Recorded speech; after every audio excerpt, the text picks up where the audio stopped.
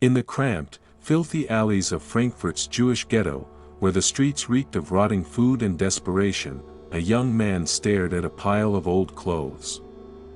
The fabric was stained, tattered, barely worth anything. He turned it over in his hands, as if trying to see something more than just cloth. Because this wasn't the empire he had dreamed of, but for now, it was all he had.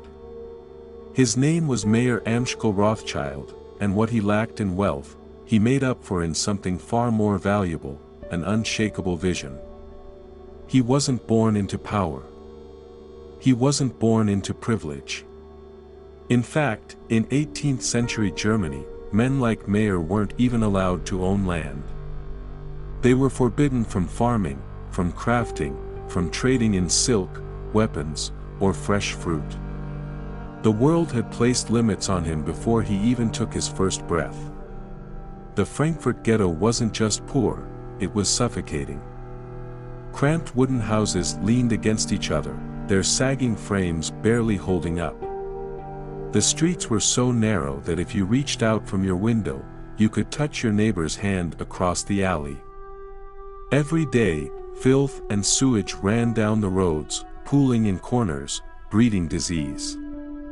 And at night, the thick walls of the ghetto sealed them in, a reminder that they didn't belong to the city outside. But Mayer was about to prove to everyone, the city, the government, the rulers of Europe, that no one could put a limit on his ambition. Mayer's father was a simple money changer. He bought and sold coins, making small profits where he could. It wasn't glamorous work, but it kept food on the table. Mayer watched him carefully, studying every transaction, every decision. He saw how some coins carried more value than others, not because of what they were made of, but because of who wanted them. That was when he realized something most people missed. Wealth wasn't just about having money. It was about controlling it. And the ones who controlled the money, they controlled everything. Mayer's formal education was brief, but his real education came from the streets. Unlike other traders who simply bought and sold, Mayer started asking questions. Who was buying? Why were they buying?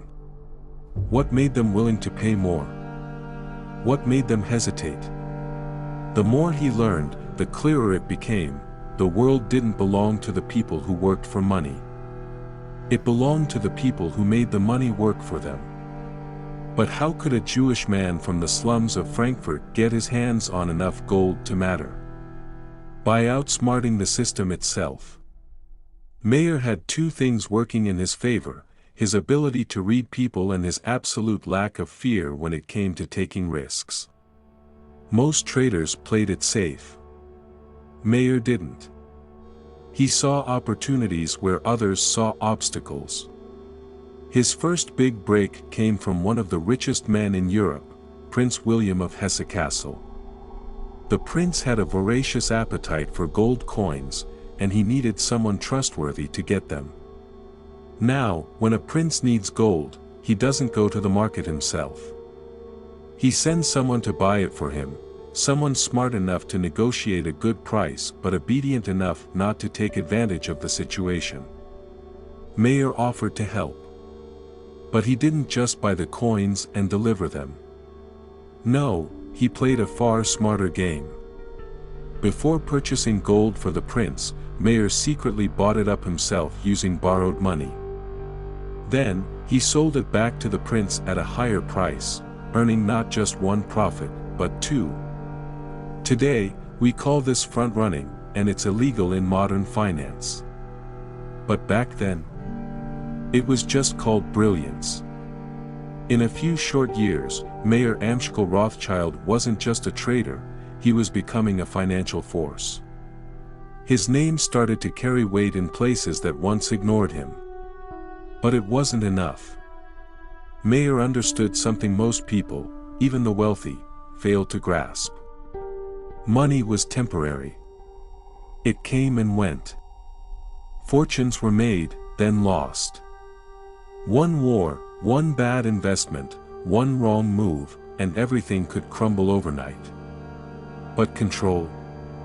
That was different. That was permanent. If he wanted to build something that would last for generations, something that could rival kings and empires, he couldn't just be a rich man. He had to become something bigger. A name that didn't just represent wealth, but power itself. And power required one thing above all else, a dynasty. Mayer had 5 sons. That was his real empire. Not gold, not coins, not even the deals he made. His family was the key. Because money fades. But a name, if built right, could last forever. This was the moment that changed everything. Mayer stopped thinking like a trader. He stopped thinking like a businessman. He started thinking like a king. He would train his sons to master money. Not just to make it, but to control it. They would spread across Europe, each one planted in a major financial capital: London, Paris, Vienna, Naples, and Frankfurt. But first, Mayer needed to do something no Jewish man in Frankfurt had ever done. He needed to become a bank. It wasn't going to be easy. The established financial world wasn't going to let him in. The rules were stacked against him. The doors were locked. So Mayer did what he did best. He found a way in through the cracks. He studied how the nobility worked. He learned their weaknesses, their fears, their ambitions. He didn't just offer them loans, he offered them security. When the rulers of Europe needed money for war, he provided it. When governments needed financing, he made sure they got it. But not as a favor. Never as a favor. Because favors could be forgotten. Debts, however, never are. Within just a few years, Mayer Amschel Rothschild wasn't just another Jewish trader in the Frankfurt ghetto. He was the richest man in the city. A man kings and princes owed money to. But even that wasn't enough. He wasn't interested in just being the richest man in Frankfurt. He wasn't interested in just being a banker. He wanted to create something immortal. But there was still one problem. No matter how much money he made, Frankfurt was too small. If he wanted the Rothschild name to mean something beyond a single city, beyond a single lifetime, he needed to think bigger. So he gathered his sons, laid out his vision, and sent them out. One to London. One to Paris. One to Vienna. One to Naples. For sons, for capitals, for financial powerhouses. It was the single greatest move in banking history, and no one saw it coming. Mayer had just changed the game forever. But what his sons would do next would change the course of history itself. Because when you control the money, you control everything. And the Rothschilds were just getting started. In 1790, Mayer Amschel Rothschild sat at his desk, staring at a map of Europe. His fingers traced the borders of empires, from the British Isles to the far reaches of the Russian front. To most people, this was just geography. To him, it was a battlefield. Money was war. A war fought not with swords or cannons, but with debt, influence, and timing. And Mayer wasn't just playing the game, he was about to change the rules forever. He had already outsmarted the merchants of Frankfurt. He had outmaneuvered the nobles. He had turned a pile of gold coins into power. But he knew one thing for certain. A single banker in Frankfurt would never rule Europe. That's why this moment, right now, was the most important decision of his life. Nathan Mayer Rothschild was not a man who hesitated. He was the most aggressive of Mayer's sons, the one who saw weakness and attacked without mercy. If this dynasty was going to be built, he wasn't about to wait around for permission. London in the early 1800s was the financial capital of the world. The British Empire stretched across continents, and its economy was booming. If Nathan could control the flow of British money, he wouldn't just be rich, he would be untouchable. He started small, trading in textiles. But Nathan wasn't interested in fabric. He was interested in control. The real money wasn't in selling goods. It was in controlling the money that paid for them. So he made his first move.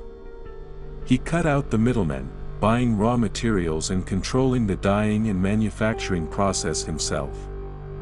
That meant 3 profits instead of 1. Within a few short years, he turned £20,000 into £60,000. But that was just the warm-up. Nathan wasn't here to sell clothes. He was here to control nations.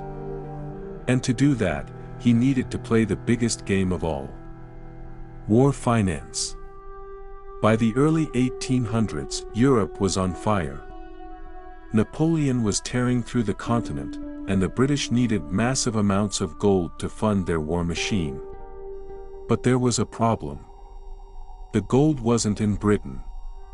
It was on the continent. And moving gold in the middle of a war, that was a death sentence. No banker wanted to take the risk. Except Nathan Rothschild. This was his moment. Using a network of smugglers, secret couriers, and an intelligence system faster than any government, Nathan moved gold across enemy lines, right under Napoleon's nose. The British army was desperate for money. Nathan delivered. And for that, they paid him handsomely. But the real fortune, the untouchable fortune, came from what happened next. June 18, 1815. The Battle of Waterloo. This was it. The moment that would decide the fate of Europe. Would Napoleon return to power? Or would Britain crush him once and for all?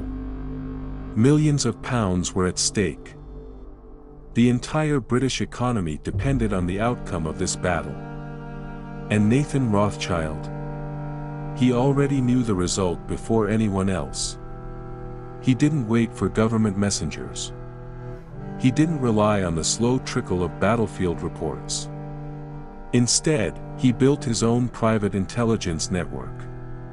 Pigeon couriers. Fast ships. Secret agents on horseback. Nathan had information moving at speeds no one else could match. And on that day, before the British government even knew who had won, Nathan was already standing on the floor of the London Stock Exchange. His face showed no emotion. No celebration. No excitement.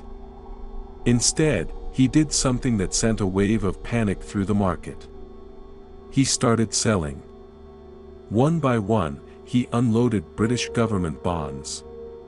Traders saw it and freaked out. Nathan Rothschild is selling. He must know something we don't. Panic set in. The price of British bonds collapsed. Then, just when they had fallen to rock bottom, Nathan bought them all back, at pennies on the pound. Hours later, the official news arrived. Napoleon was defeated. Britain had won. And Nathan Rothschild? He had just pulled off the greatest financial move in history. By the time the dust settled, he owned the British economy. While Nathan was turning London into his personal chessboard, his brothers were doing the same across Europe. James Rothschild in Paris became the king of government finance, controlling France's debt and ensuring that every war, every infrastructure project, every royal ambition went through him. Salomon Rothschild in Vienna embedded himself with the Austrian Empire, providing loans to fuel its expansion and earning the trust of emperors. Karl Rothschild in Naples infiltrated the Vatican's financial system, ensuring that even the Catholic Church was indebted to the Rothschilds. And back in Frankfurt, Amschel Rothschild oversaw the empire's central command, making sure every piece of the puzzle worked in unison. This wasn't just a banking family anymore. This was a financial empire. But what made the Rothschilds different from every other rich family in Europe was one critical strategy. They didn't just make money. They protected it. While other wealthy families flaunted their riches, the Rothschilds hid theirs. They structured their wealth through private partnerships, ensuring no government could track their true worth. They controlled information better than kings, making sure they always knew what was coming before anyone else did. And most importantly, they never, ever broke the one rule Mayer had given them. Family unity above all else.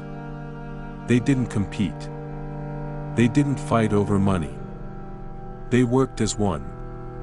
And because of that, they didn't just survive, they thrived. By the mid-1800s, the Rothschilds were the richest family in history. They financed wars, built nations, controlled economies. Kings bowed to them. Governments relied on them. And their empire? It was unstoppable. But there was one thing even the Rothschilds couldn't control. Time. Because even the most powerful men in history can't outrun the inevitable. Mayer Amschel Rothschild was growing old. And as his health began to fail, he realized something terrifying. He had built the greatest banking dynasty the world had ever seen. But what would happen when he was gone? And more importantly, would his sons be able to hold on to power? The answer: not without a fight. The old man sat in his chair, his body weakened by time, but his mind sharper than ever. Mayer Amschel Rothschild knew his time was running out. He had built something no one thought possible, a banking empire that stretched across Europe, with his 5 sons at its core. But power never lasts unless it is carefully protected. The world was changing. Wars were coming. And he knew that in war, fortunes were made, and lost. If his sons wanted to keep what he had built, they had to be willing to do something no banking family had ever done before. They had to embrace war.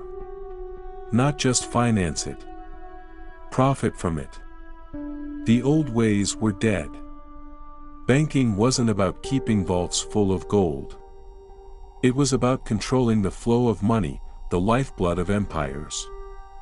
Governments didn't run the world. The men who funded them did. And as long as his sons understood this, the Rothschild dynasty would not only survive. It would own the future. In 1812, as Mayer Rothschild lay on his deathbed, he made sure his final orders were understood. Family first. Information is power. Never reveal the full extent of your wealth. But above all else, control the battlefield from the shadows. Let kings and generals fight wars. Let politicians give speeches. The real power belongs to the one who holds the purse strings. When he finally passed, his sons did not grieve. There was no time for that. The world was already in chaos. Napoleon had been exiled, then returned, and Europe was still trying to find its balance. The Rothschilds didn't just survive this period. They thrived. They had mastered the art of war profiteering. They loaned money to both sides. They financed weapons, supplied armies, and ensured that no matter who won, the Rothschild name remained untouched, unchallenged. But the real game hadn't even begun. Wars were no longer about winning or losing. Wars were about opportunity. The Rothschilds understood something that no one else did. The longer a war dragged on, the more profitable it became. And as long as they controlled the debt, they controlled the war. Nathan Rothschild had already conquered London. He had manipulated the British economy during the Battle of Waterloo and walked away as the richest man in Europe. His brothers followed suit. James dominated Paris. Salomon had Vienna in his grip. Karl controlled Naples. And Amschel ruled Frankfurt, ensuring their operations remained coordinated. But their real power wasn't in these cities. It was in the back rooms of palaces, where kings whispered their fears of financial ruin. In 1825, the British economy nearly collapsed. A banking crisis swept through London, threatening to bring down the entire empire. The government panicked. The Bank of England was running out of gold reserves. If something wasn't done, Britain would fall into financial ruin. There was only one place they could turn: Nathan Rothschild. While other bankers hesitated, Nathan acted. He provided the Bank of England with enough gold to keep the empire afloat. But he didn't do it for free. He demanded influence, favors, access. And once the crisis passed, the British government knew what had happened. Nathan Rothschild had just proven that the empire itself was dependent on his family. But they weren't done. Wars kept coming. Revolutions. Rebellions. Governments rose and fell, and through it all, the Rothschilds remained in the shadows, always financing, always profiting. In 1830, the French monarchy was overthrown, sending shockwaves across Europe. James Rothschild, the family's man in Paris, didn't panic. He adapted. He had already loaned money to King Charles X, but when Charles was exiled, James simply turned to the new government and offered them financing. The revolutionaries accepted. The Rothschilds weren't loyal to kings. They were loyal to power itself. But their biggest test was yet to come. By the 1850s, war was once again looming over Europe. The Crimean War was about to explode. Britain, France, and the Ottoman Empire were preparing to face off against Russia. Armies needed weapons. Governments needed loans. The Rothschilds saw an opportunity. This war would be different. It wasn't just about territory. It was about technology. Railroads were changing how wars were fought. The Rothschilds had already invested heavily in railways across Europe, and now, those railroads would be used to transport troops, supplies, and weapons. Governments borrowed money to fund the war, and who was there to provide the loans? The Rothschilds. They financed British and French operations, ensuring that their railways became the backbone of military logistics. But they didn't stop there. The Russian Empire, desperate for funds, also needed financing. Officially, the Rothschilds were aligned with Britain and France. Unofficially, they found ways to ensure that Russia had the resources it needed. The war dragged on for years. And the Rothschilds made fortunes on every side. By the time the conflict ended, their control over Europe was unquestioned. But war had changed. It was no longer just about who won on the battlefield. It was about who controlled the debt left behind. And the Rothschilds had mastered the art of collecting. But power brings enemies. By the 1860s, whispers had started. The Rothschilds controlled too much. They had their hands in everything. Banking, industry, railroads, politics. Conspiracy theories spread through Europe, fueled by envy, fear, and deep-seated anti-Semitism. Some claimed the Rothschilds controlled entire nations, that they pulled the strings behind every major war. The Rothschilds didn't care. They didn't need to convince the world of their innocence. They only needed to keep winning. But the world was about to change in ways they never expected. A new empire was rising. One bigger, richer, and more powerful than anything Europe had ever seen. The United States. And unlike Europe, where the Rothschilds had established themselves as financial kings, America was still up for grabs. A new war was coming. A war that would change the course of history forever. The world was shifting.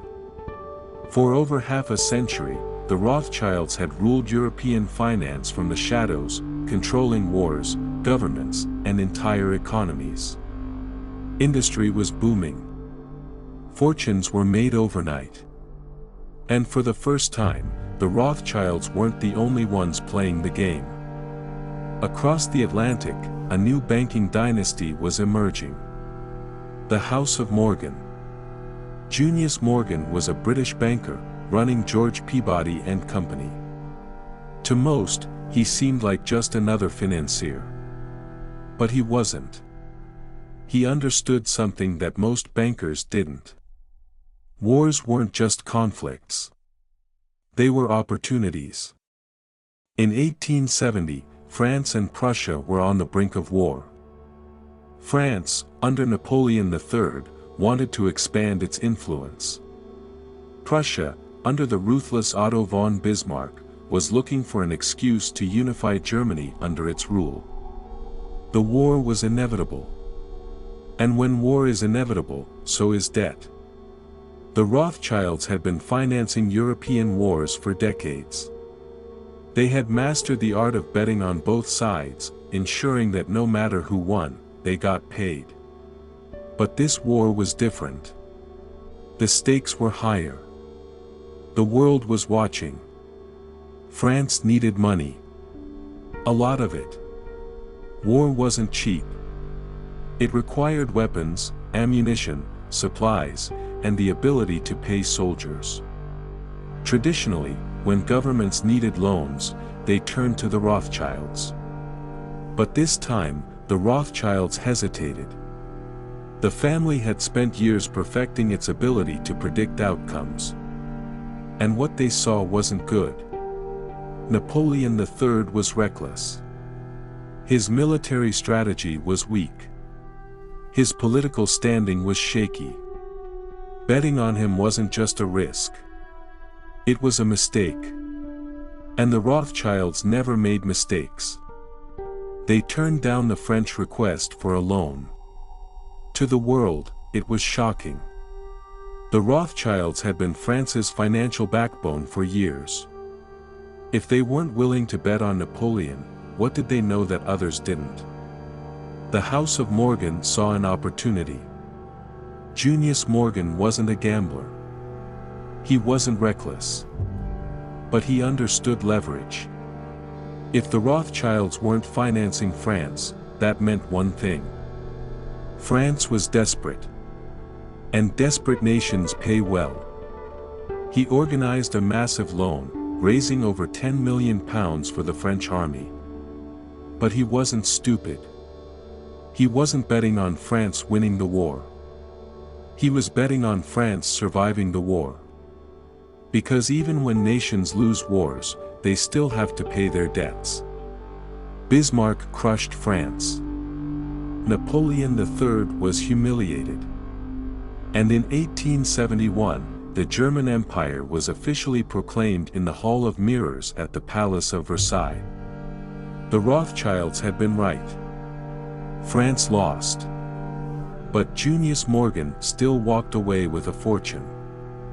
The loan was repaid, with interest.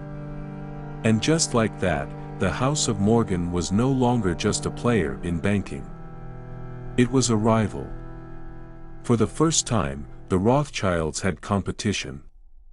But the battle between the two banking dynasties was only beginning. While Europe recovered from war, America was in chaos. The Industrial Revolution was transforming everything. Railroads connected cities like never before. Factories were churning out steel, oil, and machinery. A new class of tycoons was rising, men like Cornelius Vanderbilt, Andrew Carnegie, and John D. Rockefeller. These men didn't follow the old European rules of wealth. They didn't inherit their fortunes. They built them. And they did it ruthlessly. Vanderbilt crushed his railroad rivals. Carnegie undercut his competitors in steel. Rockefeller created an oil monopoly so powerful that the government eventually had to break it apart. The Rothschilds saw what was happening. They had spent decades mastering European finance, but America was different. The rules were different. The money was different. And most importantly, the players were different. They tried to establish themselves, investing in railroads and infrastructure. But there was a problem. The House of Morgan was already there. And they weren't about to let the Rothschilds take over. Junius Morgan passed his empire to his son, J.P. Morgan. And J.P. Morgan wasn't just another banker. He was something else entirely. He didn't just finance industries. He owned them. He controlled them. He didn't loan money to the railroads. He took over the railroads. He didn't just work with steel manufacturers. He merged them into U.S. Steel, the first billion-dollar corporation in history. He was ruthless, brilliant, and most importantly, he wasn't afraid of the Rothschilds. The two banking empires were now on a collision course. Then came 1893. The Panic of 1893. One of the worst economic collapses in history. The U.S. economy was on the verge of total failure. The federal government was running out of gold reserves, threatening to bring down the entire financial system. The president, Grover Cleveland, was desperate. He needed gold. Fast. J.P. Morgan knew exactly where to get it. For decades, the Rothschilds had been quietly investing in gold and silver mining operations. Their wealth wasn't just in banks. It was in the ground itself. Morgan saw an opportunity.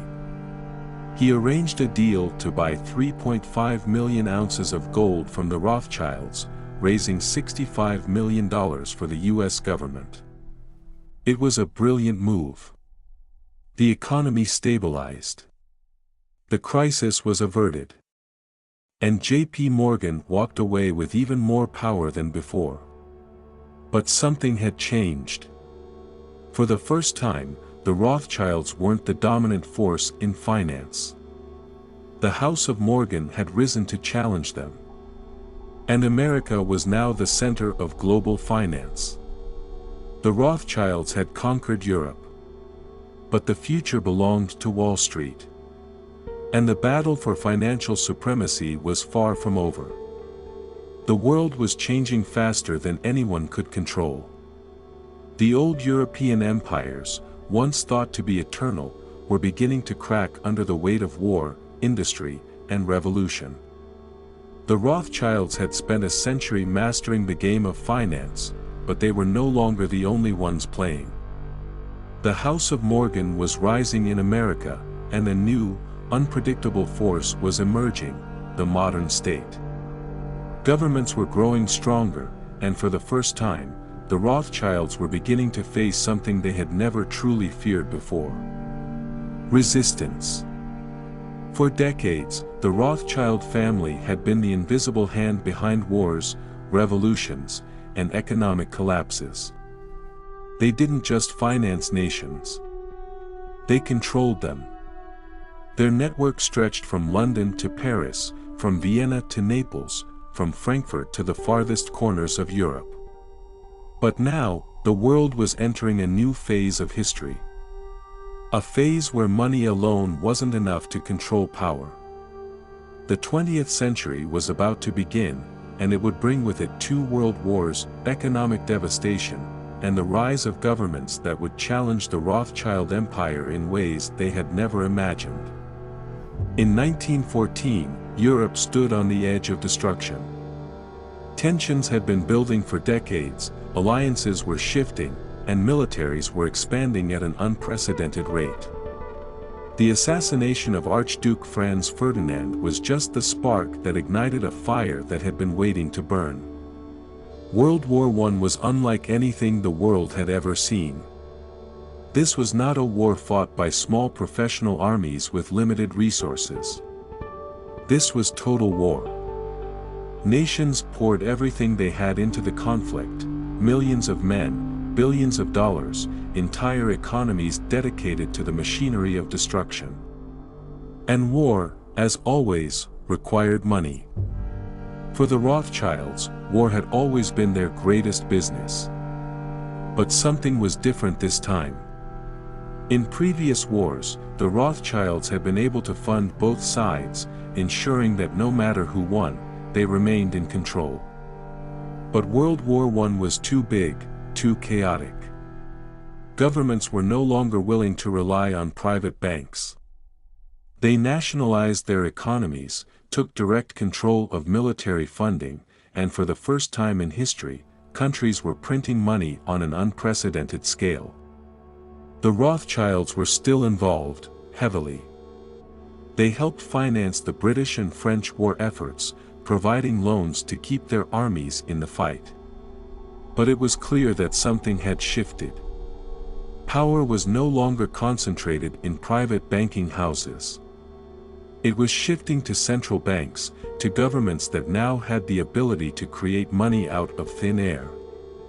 And when the war finally ended in 1918, the world was unrecognizable. Empires had collapsed. The Austro-Hungarian Empire, where Salomon Rothschild had once held enormous influence, was gone. The Russian Empire, where the Rothschilds had long financed railroads and industry, had fallen to revolution. The German Empire, one of Europe's dominant powers, had been crushed under the weight of the Treaty of Versailles. The Rothschilds were still powerful. They still had vast amounts of wealth. But for the first time in over a century, they had lost something more valuable than money. They had lost control. The 1920s brought a temporary illusion of prosperity. Stock markets boomed, new technologies revolutionized industries, and it seemed as though the world was finally stabilizing. But underneath the surface, the system was rotting. Governments were drowning in debt from the war, and speculation was running wild. The Rothschilds saw what was coming. They had seen it before. The cycle was always the same. Growth, speculation, collapse. In 1929, it happened again. The Wall Street crash was the greatest financial disaster in modern history. It wiped out fortunes overnight. Banks failed. Companies collapsed. Millions were left unemployed. And this time, the Rothschilds were not immune. They were still wealthy, still powerful, but the world was changing at a pace even they struggled to control. Then, in 1933, something happened that would shake the very foundations of their empire. A man named Adolf Hitler became Chancellor of Germany. For centuries, the Rothschilds had been at the center of European finance. They had advised kings, financed wars, and shaped the course of history. But now, they were being hunted. Hitler's rise to power brought with it a wave of anti-Semitic propaganda. The Rothschilds, long seen as the invisible force behind Europe's economy, became an easy target. The Nazis seized their banks, confiscated their wealth, and forced them into exile. In Austria, Louis Nathaniel Rothschild was arrested and held for ransom. The price for his release? His entire fortune. He paid it. He escaped. But the message was clear. The world the Rothschilds had built was crumbling. In France, James Rothschild's descendants were forced to flee as the Nazis took control of Paris. Their assets were seized. Their influence erased. By 1940, the Rothschild Empire was in ruins. But empires don't die that easily. Even as the Nazis swept across Europe, even as their banks were looted and their homes stolen, the Rothschilds had already begun preparing for the future. They had learned long ago that wealth wasn't just about gold or property. It was about information. It was about alliances. It was about being able to adapt when everything fell apart. In London, the British branch of the Rothschild family had already shifted their focus. They worked closely with the British government, financing war efforts, providing intelligence, and ensuring that when the war was over, they would still be standing. And they were right. By 1945, the war was over. Hitler was dead. Germany was in ruins. And the world was preparing for a new order. But that order no longer belonged to the Rothschilds. The balance of power had shifted. The United States had emerged as the world's dominant economic force. The House of Morgan, once just another banking family, had solidified its control over Wall Street and American finance. Central banks, not private families, now dictated economic policy. The Rothschilds were still rich. They were still influential.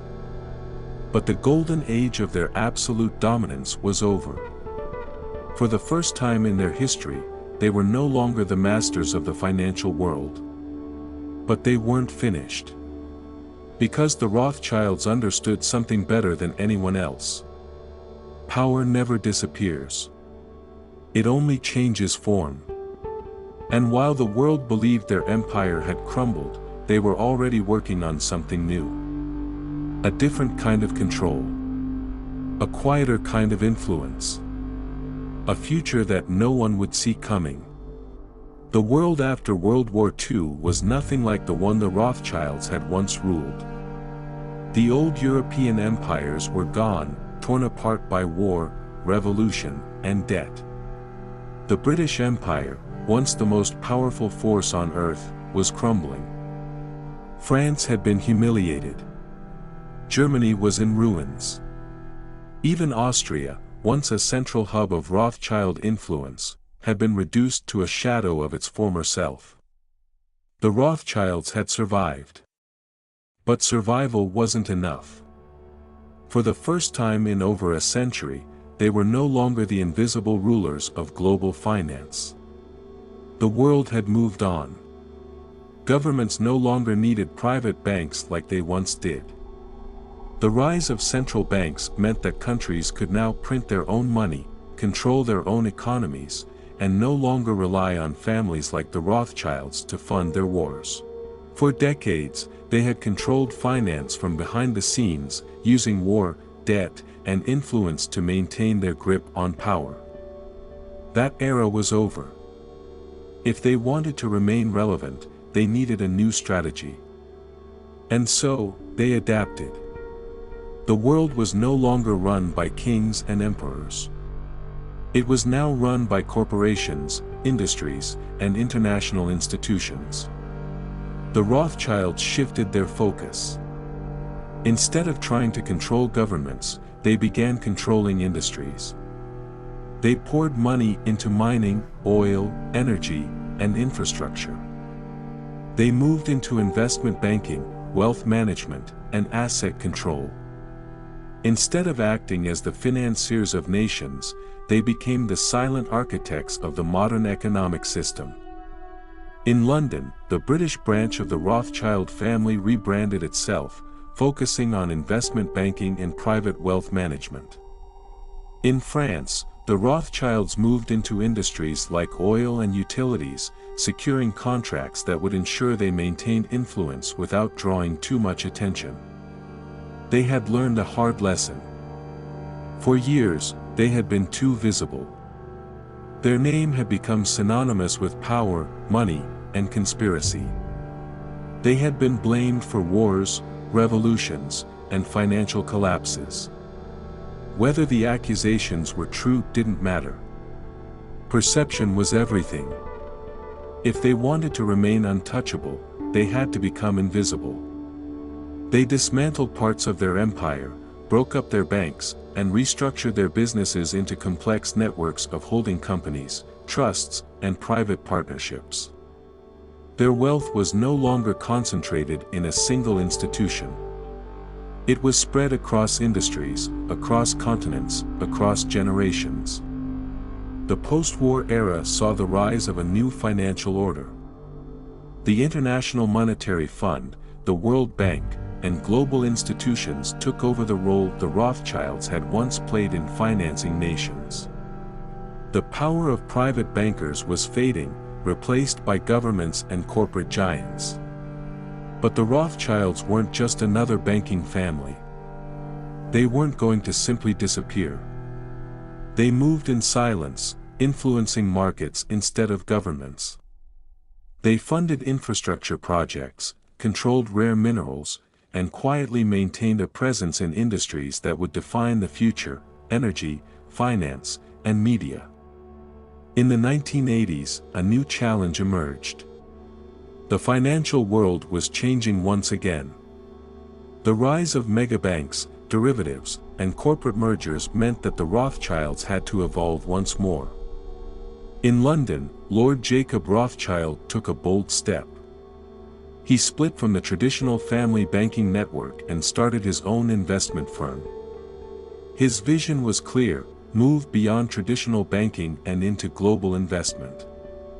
He built a financial empire focused on mergers, acquisitions, and high-stakes investments. His decision caused a rift within the family. Some believed he was abandoning the very structure that had made the Rothschilds powerful. But Jacob saw the future. The old ways were dead. The future wasn't in being a bank. It was in controlling banks. Meanwhile, in France, David de Rothschild took control of the family's financial empire, navigating the complex world of European banking and corporate finance. But then came a crisis. In the early 1990s, Robert Maxwell, a British media mogul with deep ties to the Rothschilds, was found dead, floating near his yacht in the Canary Islands. The scandal that followed was massive. Maxwell had embezzled hundreds of millions from his employees' pension funds. His empire collapsed. His debts were exposed. And the Rothschilds? Their name was dragged into the mess. Maxwell had been closely tied to their banks. He had used Rothschild connections to secure loans, expand his media empire, and gain influence in the British establishment. When he died, the conspiracy theories exploded. Did he fall? Was he pushed? Did the Rothschilds have something to do with it? The scandal reinforced something the Rothschilds had already learned. The world was watching them too closely. By the late 1990s, the Rothschilds began pulling back even further from the public eye. They sold off parts of their banking empire, moved into more discrete industries, and ensured that their name was no longer at the center of global finance. But the real power play was happening behind the scenes. The Rothschilds weren't just one family anymore. Their wealth had been passed down through generations, split among countless heirs, spread across continents. They no longer needed to be at the center of global finance. They had something far more valuable: control. They controlled land, resources, industries, and institutions. They were embedded in the energy markets, the food supply chains, and the infrastructure of modern economies. While the world debated whether the Rothschilds were still powerful, they had already ensured that their influence was woven into the very fabric of the global economy. By the 2000s, the financial world was more complicated than ever.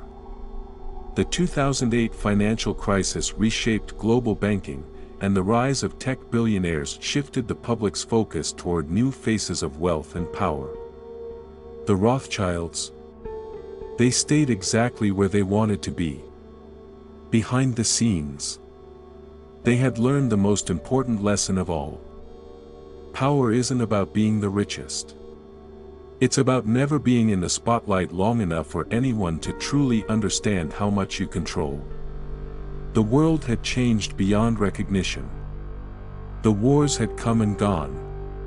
Empires had risen and fallen. The banking families that once dictated the course of history had faded into the background, overtaken by governments, corporations, and new players in the financial world.